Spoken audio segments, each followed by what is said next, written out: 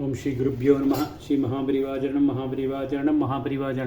இன்றைக்கி தெய்வத்தின் குரல் பாகம் 5 சங்கர சரித்தம் என்ற தலைப்பில் பிரிவாக சொல்கிறது மேலே வாசிக்கிறேன். இது பக்கம் 395 ஆரம்பிக்கிறது. அவதார தத்துவம். ஆதியில் தாம் சூரியனுக்கு உபதேசித்த சனாதன தர்மம் முதலில் பலகாலம் பிள்ளை வழியாக போய் நன்றாக அனுஷ்டானத்தில் இருந்துவிட்டு அப்புறம் பிற்காலத்தில் நலிவடைந்து விட்டதென்றும் அதைத்தான் தாம் இப்பொழுது அர்ஜுனனுக்கு மறுபடி எடுத்து கூறுவதாகவும் கிருஷ்ணர் சொன்னார். இதை சொல்லும் கீதை ஸ்லோகங்களும் பார்த்தோம். அவர் நரவேஷம் போட்டுக்கொண்டு மயக்கிய மயக்கத்தில் தாம் அவதாரம் என்பதையே அர்ஜுனனுக்கு மறக்கடித்திருக்கிறார்.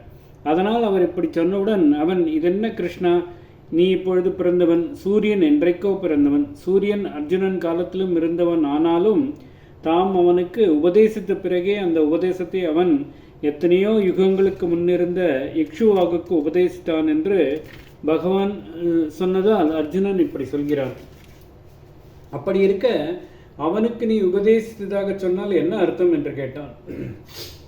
அபரம் பவதோ ஜன்ம பரம் ஜன்ம விவஸ்வதः கதம் ஏதத் விஜானீயம் தொம் ஆதோ புரோக்தவான் இதி.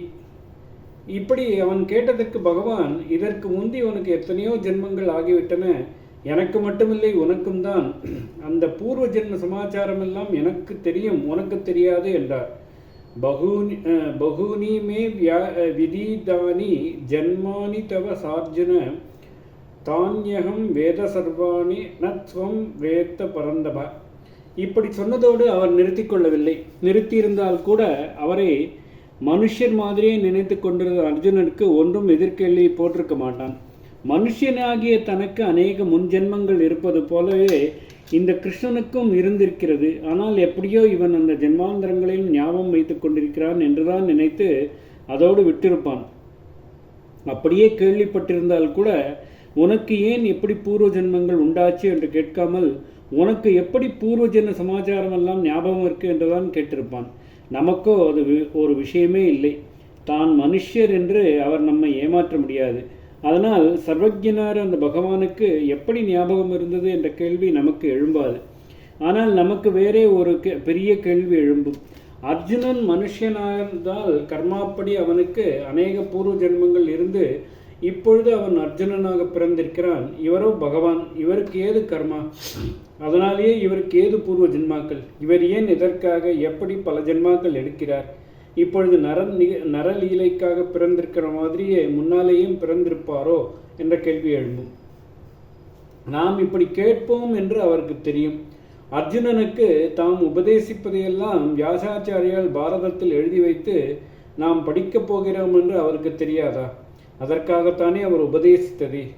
அதனால் அர்ஜுனன் ஒன்றும் கேள்வி கேட்காவிட்டாலும் நாம் கேட்போமே என்று எதிர்பார்த்து இதற்கு பதில் சொல்ல ஆரம்பித்தார். அஜோபி சன்னவ்யாத்மா பூதானாம் ஈஸ்வரோ அபிசன்ன பிரகிருதிம் ஸ்வாம் அதிஷ்டாய சம்பவாம் யாத்மமாயையா. நான் கர்மாவில் மாட்டிக்கொண்டு அதற்காக ஜென்மா எடுக்க வேண்டியதில்லை தான். நான் பிறப்பற்ற வஸ்து. அஜன் பிரகிருதி சேஷ்டிதத்தினாலும் மனசின் விகாரத்தினாலும் பல தினசான மாறுபாடுகளை அடையும் ஜீவன் அல்ல. நான் மாறாத ஆத்மவஸ்து, அவ்யாத்மா.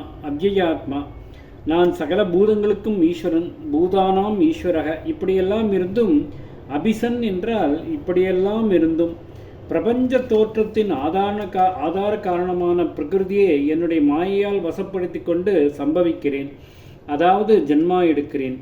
பிரகிருதிம் ஸ்வாம் அனிஷ்டாய சம்பவாமி ஆத்மமாயையா. பிரபஞ்சத்தை மாயையினால் தோற்றுவிப்பது போலவே நம்மையும் ஜென்மா எடுப்பவராக தோற்றுவித்துக் கொள்கிறார். ஜீவ ஜட பிரபஞ்சம் அத்தனையும் கூட அவரே எடுத்துக்கொண்ட தோற்றங்கள் தான். அவரை தவிர எதுவும் இல்லை. ஆனால் ஜீவ ஜகத்துக்களை பிரகிருதி என்பது வசப்படுத்தி ஆளும்படியாக விளையாடுகிறார். அதனால் இவற்றுக்கு தாங்கள் அவரே என்று தெரியவில்லை. ஜீவன் பிரகிருதியின் சத்வ ரஜோ தமோ குணங்களில் சிக்கிக்கொண்டு பலவிதமாக கர்மா செய்து அவற்றை அனுபவிக்கவே ஜென்மாவாக எடுத்துக்கொண்டு போகிறான். அவரோ இப்படி பிரகிருதிக்கு வசமாகாமல் பிரகிருதியை தாம் வசப்படுத்தி கொண்டு ஆள்பவராக இருந்து கொண்டே ஆனாலும் நம் மாதிரி ஜென்மா எடுக்கிறார். அதுதான் அவதாரம் என்பது. ஏன் எப்படி அவர் ஜென்மாக்கள் எடுக்கிறார் என்ற கேள்விகளில் எப்படி என்பதற்கு இங்கே பதில் சொல்லியாயிற்று. அப்புறம்தான் ஏன் இப்படி அவரும் ஜென்மா எடுக்கிறார் என்பதற்கு காரணம் சொல்கிறார். அதுதான் ஆச்சாரிய சரித்திரத்துக்கு லிங்க். சுப்பிரசித்தமாக உள்ள 2 ஸ்லோகங்களில் சொல்கிறார்.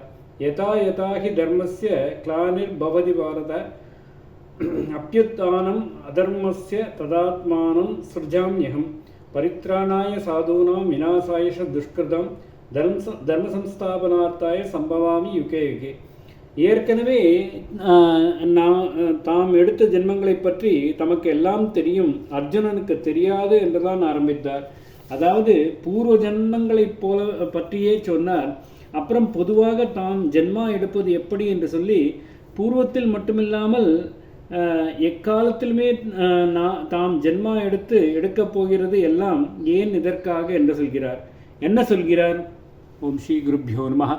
ஸ்ரீ மகாபரிவாச்சரணம் மகாபரிவாச்சரணம் மகாபரிவாச்சரணம்.